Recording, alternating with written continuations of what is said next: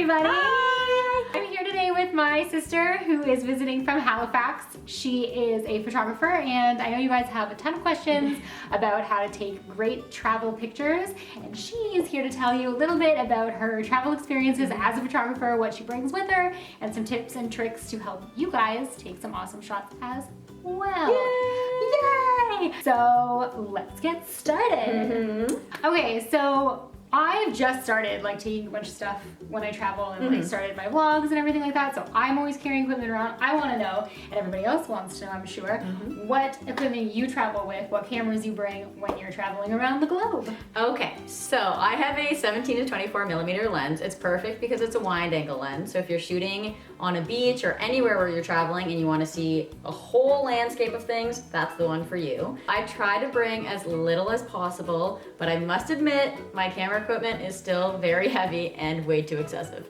So I do a lot of aerial photography. So I have one camera case filled with a DJI Phantom 2 Vision Plus, which is just an aerial photography camera. It is huge, it is massive, but it is also a lot of fun.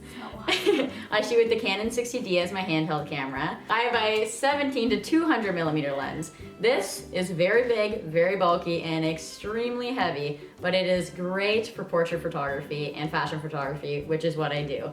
So I have to take it with me, but it's a good time. Yeah. And one thing I have to mention that I live for, and it stays on my wide angle lens all the time, is my polarizer. So it's a filter that goes on the end of the lens, and it is amazing. So you can turn it one way and it'll darken the background behind the clouds, for example, or you can use it for water photography too. So for example, when you're shooting at the beach, you can switch it so you can get two of the same photos with a completely different look. So one of them, you'll be able to see through the water, so you'll be able to see the coral or anything, any fish or anything. Or you can switch it back and it'll be the reflection off the water. So it gives you two completely different looks, all in one. How can you go wrong? Yay! Also, I just realized like I am like way wider than you. So when I'm traveling around, I just bring my 70D, my Canon 70D, and the lens that I'm using to shoot this right now, which is, what is it? I don't know. Can you tell? Yeah, it's a 10 to 18 millimeter. It's a 10 to 18 millimeter. Yes, it is.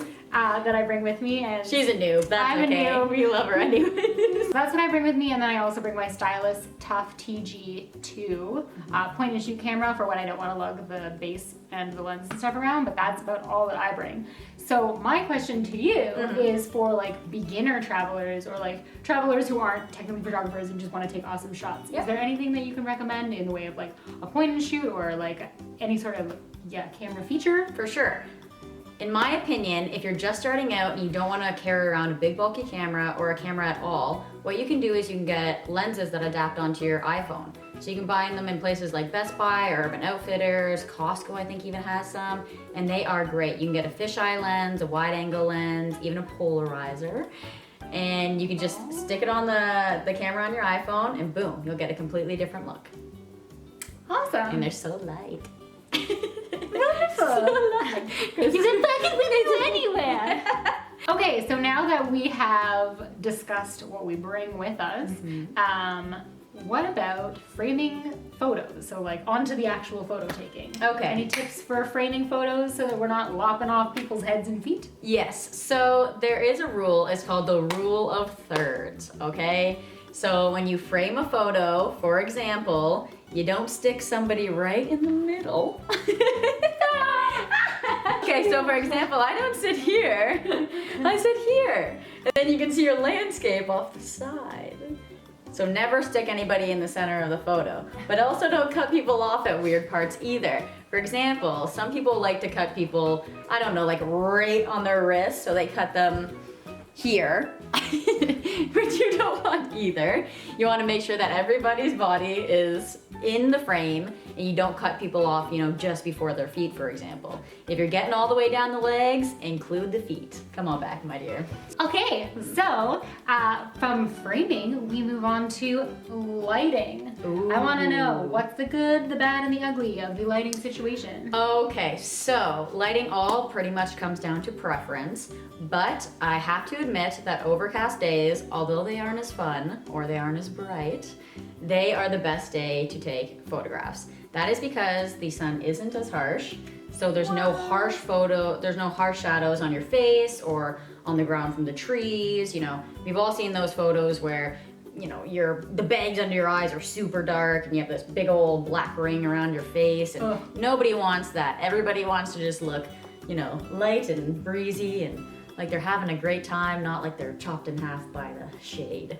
I'm for sure guilty of that one. The like half black and like half overexposed face shots. I'm like, why? Yeah, nobody wants those. So what I would suggest is either an overcast day or hop into the shade if you're looking to take like a selfie with your travel partner, like Terry, for example, my travel partner. And the other thing is, when you're taking photos of yourself, or other people, if you shoot them so that the sun is directly in their face, a lot of the times they come out squinting. So all the pictures you look like this. And nobody wants that either. Everybody wants to see your eyeballs. So open them up, flip around, and backlight yourself. So make sure your subject is standing with the sun behind them, and you are the one shooting into the sun.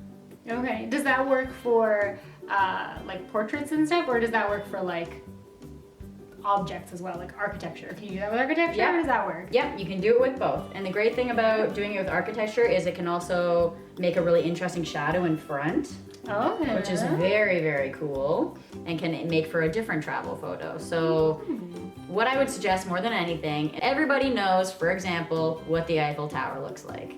So why not mix it up a little bit, try it from a different angle or some different perspectives, and try to make it look completely different, and you know, change up your photos compared to the person next to you. Stand on a statue or lay down on the ground and look up, or anything you can do to just mix it up and make it look different from everybody else's. And yeah, the standing on the statue thing, make sure that you are aware if that's a thing that's allowed. Yeah. Don't just stand on any statue. Yeah, maybe not the best kicked tip off right a lot there. of statues in my days. Me too. Rebel, yeah. I feel like that's like one of the things with photographers is you very often get kicked out of spaces that you're not necessarily supposed to be in because you're trying to get a shot of like something completely unrelated. Oh yeah, and they never get it either. You're like, this will be so worth it. You gotta see it. Oh my gosh. And they're like, we don't care. I wasn't really trying to take a picture of all the money in the bank. I was trying to take a picture over all this stuff and out that window so I could see the roof of that house. Come on, can't you tell? Like, no.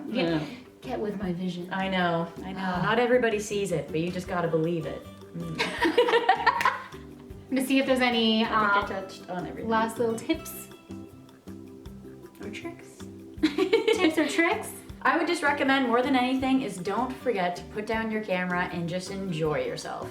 Everybody wants to come home with a whole lot of really nice photos of their trip, but if all you're doing is taking photos, then you haven't really embraced the moment. It's true. So and embrace there's the nothing moment. worse than only having seen your trip and your holiday through the lens of a camera. Yes. Because that's how everybody else is going to see it. Everybody who did not pay for the trip is going to experience it the exact same way you did. I think not. No. All right, well, that's it for us today. So if you want to see more from Taylor, you should follow her on Instagram at Taylor Northey, and I'll put the links in the down bar below. Ooh, check us out. And if you want to see more fun travel videos and Q&As with, you know, maybe this one, maybe somebody else, I don't know, make sure that you subscribe to our YouTube channel, and that's, you know, there. And I will also put links to our website below, www.tltravel.ca or www.tltraveltrips.com, and on Twitter and on Facebook and on Instagram at tltravel. Woo! Yay! Check her out. She plans the best trips. No lie. What? No lie. Yeah. I've gone to Hawaii on this one, Costa Rica. So much fun. She tests all my trips basically before I send people out. She's my little trip tester. And they're always so good. Thank you. Bye for now. Bye. Yeah. So I have a 17 to 22. Oh my god. Right? Don't curse. I'm pretty bad at bleeping it out. Oh my Oh, okay. Go. Okay. You can toss it, you can juggle, you can we're clearly weirder together. Yes. As a sister pair. Sucker. Oh god.